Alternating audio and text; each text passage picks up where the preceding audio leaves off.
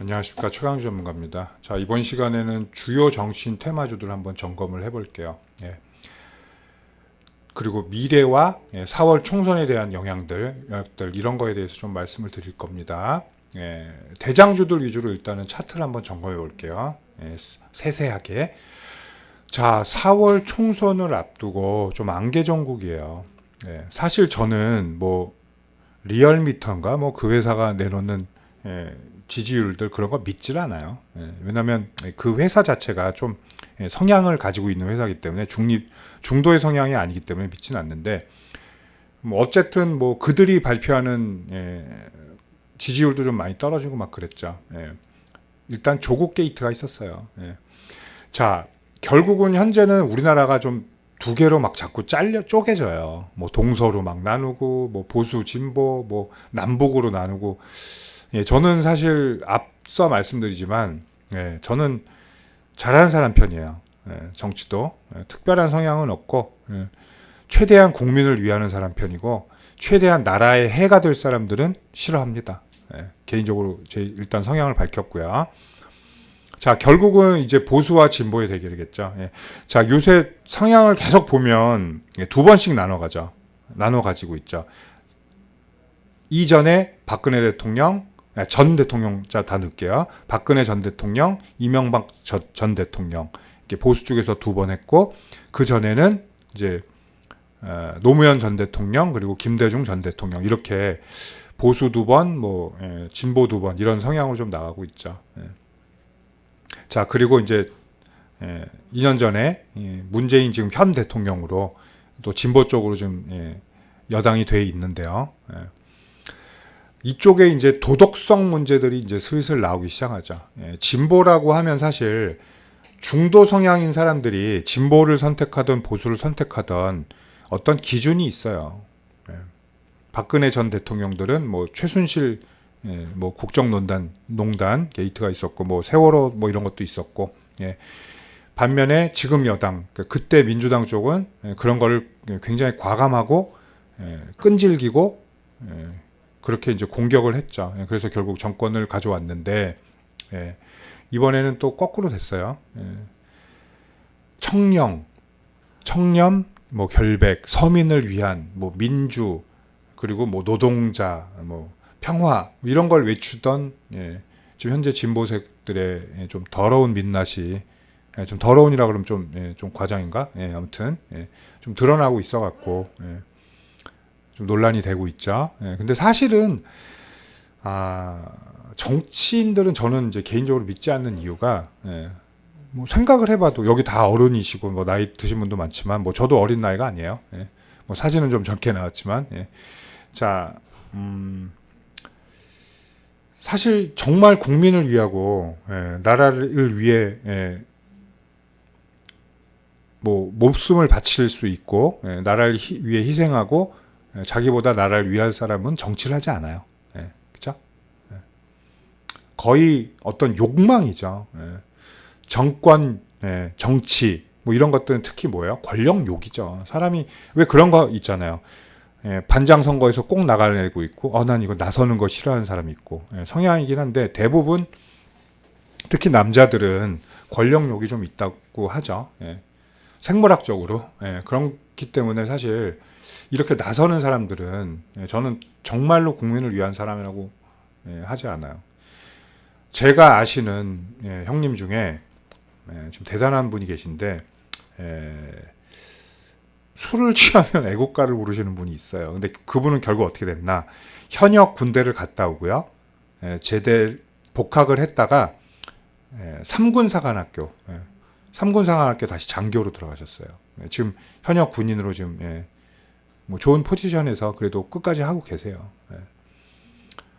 뭐 굳이 애국자가 있다 하면 뭐 그런 분이 아닐까 저는 생각을 해요. 근데 기본적으로 정치하는 베이스들은 좀 믿지 않는다는 거 저는 너무 막 극우로 가는 것도 그렇고 극좌로 가면 또 좀 문제가 생기죠. 이념적인 문제 그런 것들 때문에 좀 저는 믿지 않고요. 그리고 결국은 뭐 옛날에도 그런 말 있죠. 임금님들은 백성들 배를 따뜻하게 해줘야 성군 소리를 들었다는 얘기를 하잖아요. 예. 그렇게 보면 최근에 성군이 몇이나 있었나 저는 그런 생각이 또 드네요. 예. 자, 요렇게 좀 서로는 요렇게 돼 있고요. 예. 자, 어쨌든 우린 주식하는 사람들이니까 주식을 좀 봐야죠. 예. 자, 주식 특히 대권 때 좀 많이 움직이죠. 총선 때도 많이 움직이지만 예. 대권 주자들은 상당히 관련주들이 상당히 많아요. 왜냐하면 주식 시장에서 세력들이 너도 나도 예, 엮어버리는 그런 경향이 있죠. 제일 엮기 쉬운 건 뭐예요? 예, 동문이죠, 결국엔. 대학 동문, 모 동문, 그리고 그 다음이 이제 고향으로 엮죠.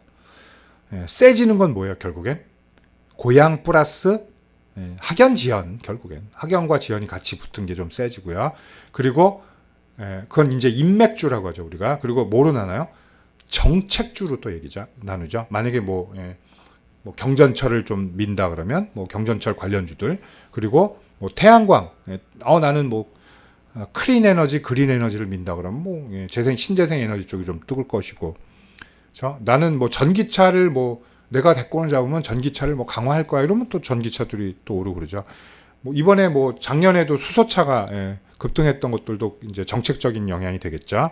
자, 요렇게 나눈다는 얘기죠. 정책 혹은 인맥. 근데 사실상 인맥이 더 세요. 예. 인맥이 좀 더 세는 그런 분위기를 나타낸다는 거죠. 자, 민주당은 현재는 아무튼 위기에 처해져 있어요. 예. 오늘 조국 전 장관 구속 여부가 결정된다고 하는데 뭐 구속이 되든 안 되든 그게 중요한 건 아니죠. 이제 그 조국 전 장관은 일단 이미지는 이제 거의 재기불능 수준으로 이미지는 깎여 나갔어요. 이미지가 상당히 중요하죠. 정치는 이미지가 다잖아.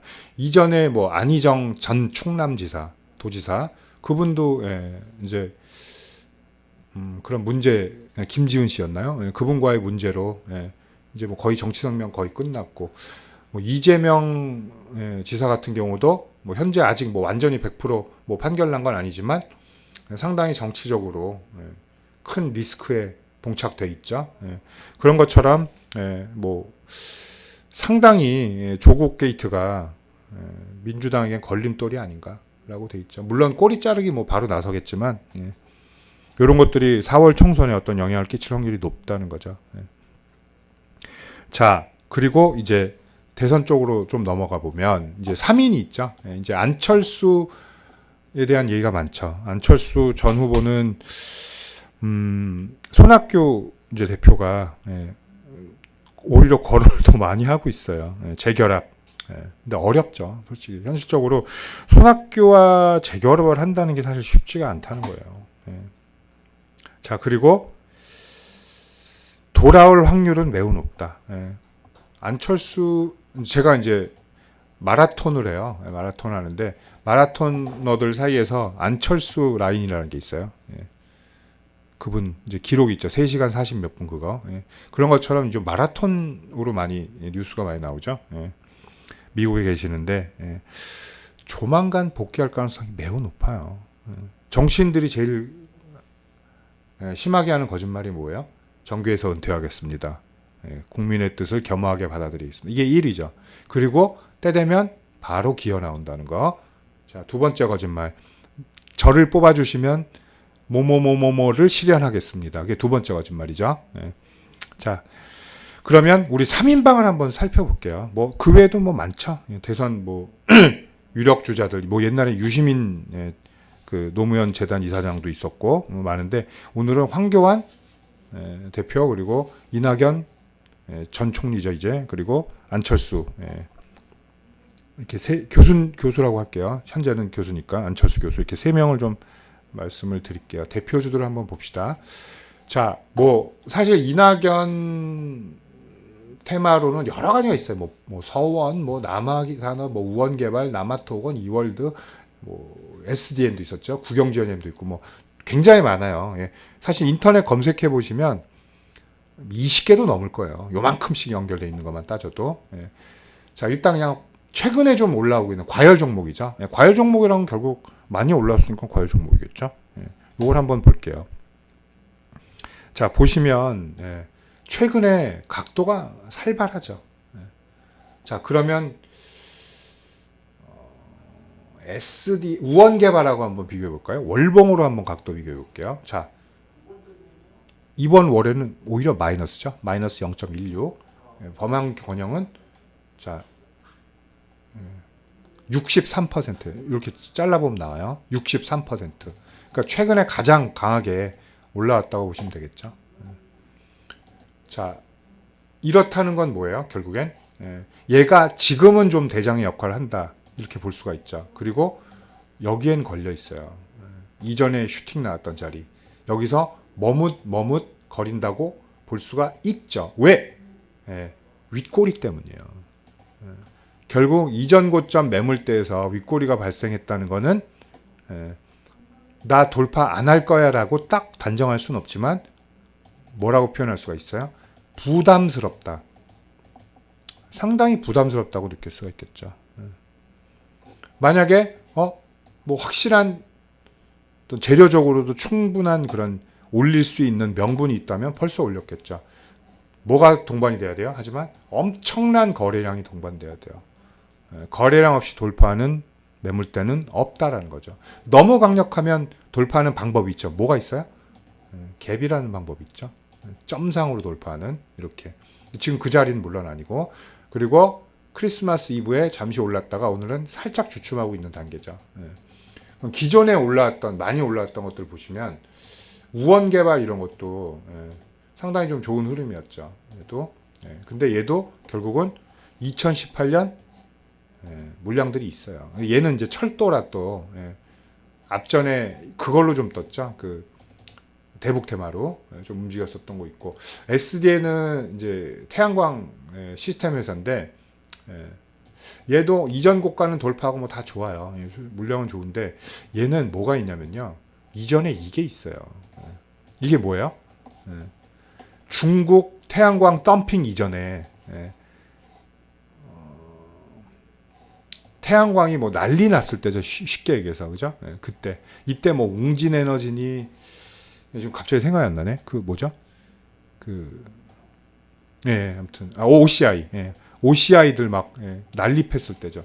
그때 올라왔던 자리고 그때 매물대예요. 이런 것들은 좀 부담은 되지만 그래도 이전 고가는 충분히 좀 소화하고 있다는 거죠. 높였다는 거죠.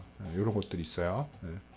자, 결국은 뭐냐면 현재 이낙연 전 총리가 지지율은 1위잖아요. 그죠? 어떤 지지율 1위에 대한 차트도 1위에 걸맞은 그런 포지션을 보이고 있다는 거죠. 자, 그 다음에 이제 황교안 대표의 관련주를 보실 텐데, 황교안 대표는 그냥 또 여러 가지가 있어요. 황교안 대표 관련주들도 뭐 한창 뭐 국일 신동, 뭐 이퓨처, 뭐 갤럭시 ISM, 뭐 우진 뭐 등등 많은데 한창제지를 한번 볼게요. 대표적으로. 물론 한창제지도 뭐가 있었냐면은 얘는 김승환 회장, 한창제지 김승환 회장이 성균관대학교 동문이고요. 목근수라는 분 사회이사신데 이분 사법연수원 동기예요. 근데 2018년도 가을인가 봄인가 생각이 안 나네.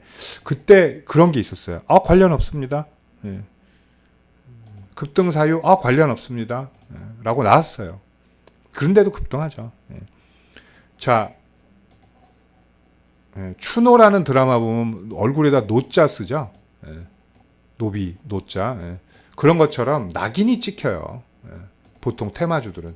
저 아니에요. 뭐 방산주다 그러면 방산주 아닙니다. 라고 해도 방산주로 급등 전력이 전예가 있으면 방산주로 어떤 결국 낙인이 찍힌다는 거죠. 얘도 아니라고 했지만 어떻게 아닐 수가 있어요. 동문인데. 그렇죠? 아직도 황교안 대표의 어떤 에이스로서의 역할을 하고 있다는 거죠. 근데 결국은 올라오고, 그렇죠? 올라오고 얘도 좀 주춤한 상태예요. 여기 상단 박스를 돌리고는 있죠. 자, 그럼 이전 매물대를 한번 볼까요? 우리는 물론 대선주는 이슈도 중요하죠. 어쩌면 이슈가 제일 중요하긴 한데 얘도 마찬가지고 지지 저항은 다 봐야 된다는 거죠. 멈춤하는 이유가 뭐예요? 자, 여기 물량이 있다는 거죠. 무슨 말씀하십니까? 13년 전 물량인데 그럼 13년 전 물량은 물량이 아니에요? 길이가 길어지면 기간이 길어지면 덜 취급은 돼요. 덜 그런 어떤 그 연관도가 덜 되긴 해요. 하지만 이전 물량으로서 매물대로서의 존재의 가치는 변하지 않는다라는 겁니다. 자, 얘가 머뭇머뭇하는 건 이런 이유겠죠. 그리고 새로운 신규적인 어떤 신규주들이 나오면 또 바뀌죠. 막 올라오고 엎치락뒤치락해요. 상승 여력이 높아진다. 이런 확 올라오죠. 아까 올려드렸던 사실 화신테크도 예전에는 환경 관련 주로 올라왔었어요. 한때는. 근데 또 상관도가 좀 적으면서 내려왔다가 지금 올라오는 건 아까 삼자 배정 유중이라고 말씀드렸고요. 이렇게 좀 변한 그런 게 있죠. 자, 국일 신동도 슈팅 좀 주고 나가고 있고요. 자, 한창제지도 결국은 조그만한 또 어떤 지지율 변화 이럴 때 난립을 할 확률이 높다라는 거. 이제 세 종목 총정리 시간에 또 이제 이슈거리를 다시 말씀드릴 겁니다. 자, 그 다음에 이제 안철수 전 대표인데 두 가지를 한번 봅시다. 써니전자는 대장이었죠. 써니전자는 예전부터 그랬어요. 나 전혀 상관없습니다. 안철수랑 난 모르고 안철수. 그래도 이렇게 올랐죠. 막.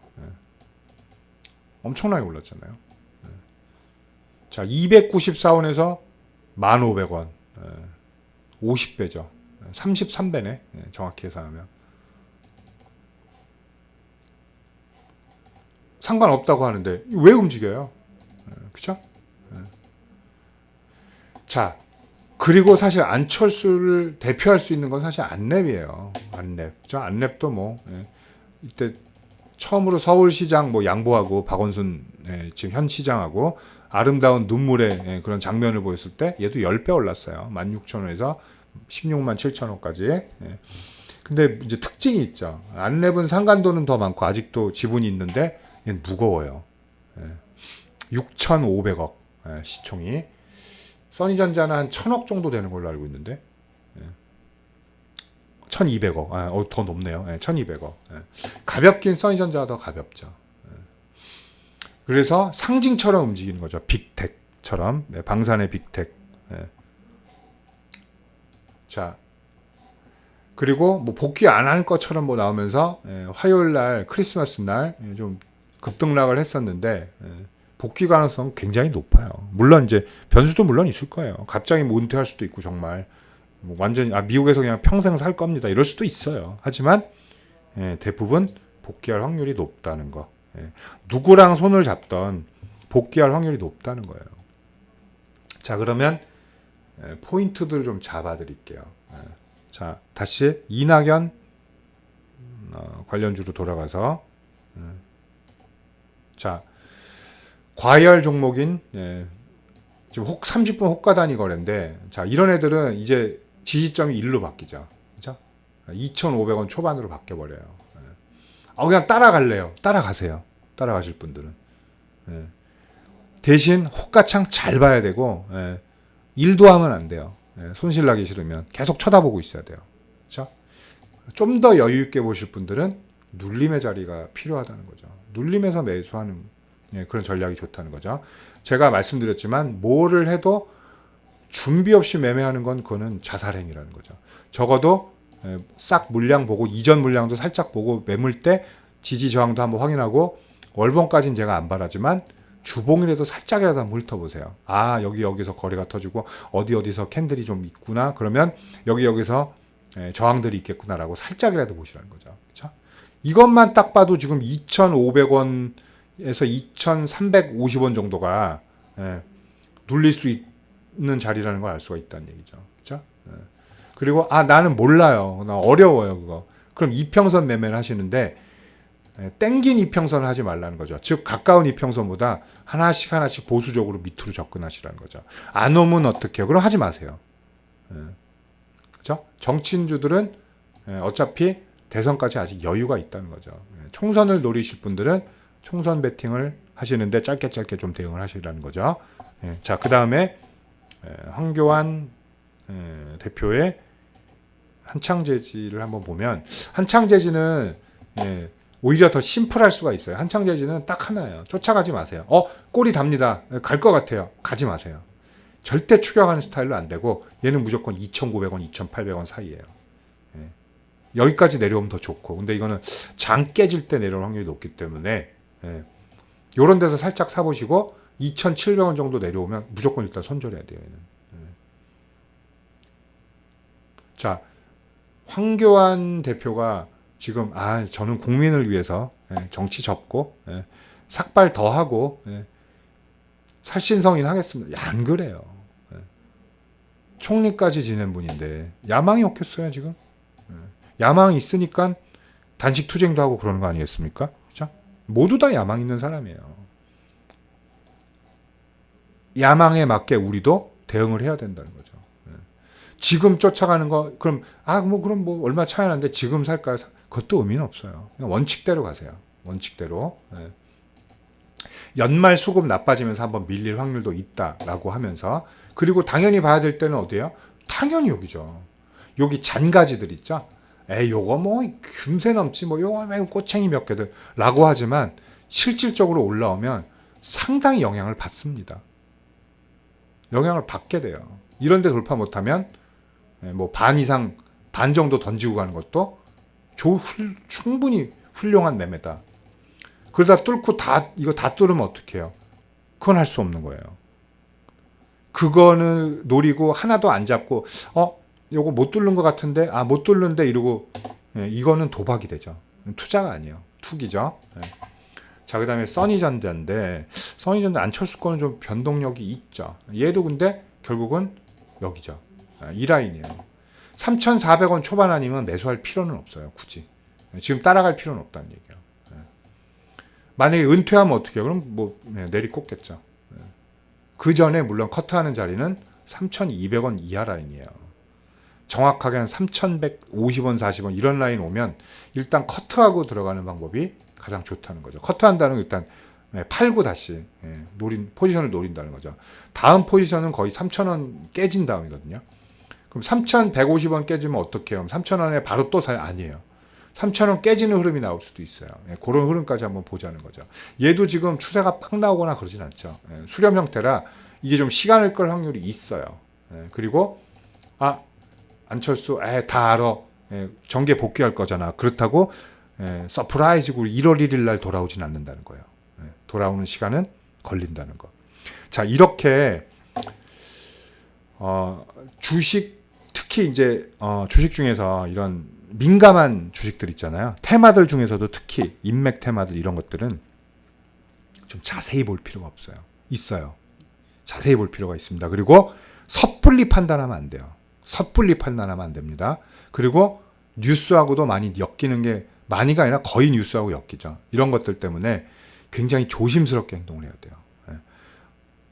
이 사람 부정적인 의견이라고 확 내려꽂는다고 함께 내던지는 것도 아니고 이 사람 지지율 올라갈 것 같아 라고 해서 쫓아가는 것도 아니라는 거죠. 신중하게 대응하지 못하면 정치 인맥주들은 굉장히 대응하기 어렵다는 거예요. 자, 오늘 좀 약간 길게 20분 넘게 대표주들 좀 점검을 해드렸어요. 제가 사실은 정치 테마 얘기를 잘 안 해요.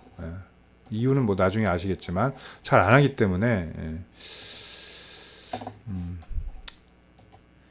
자, 어쨌든 오늘 좀 한번 길게 해봤습니다.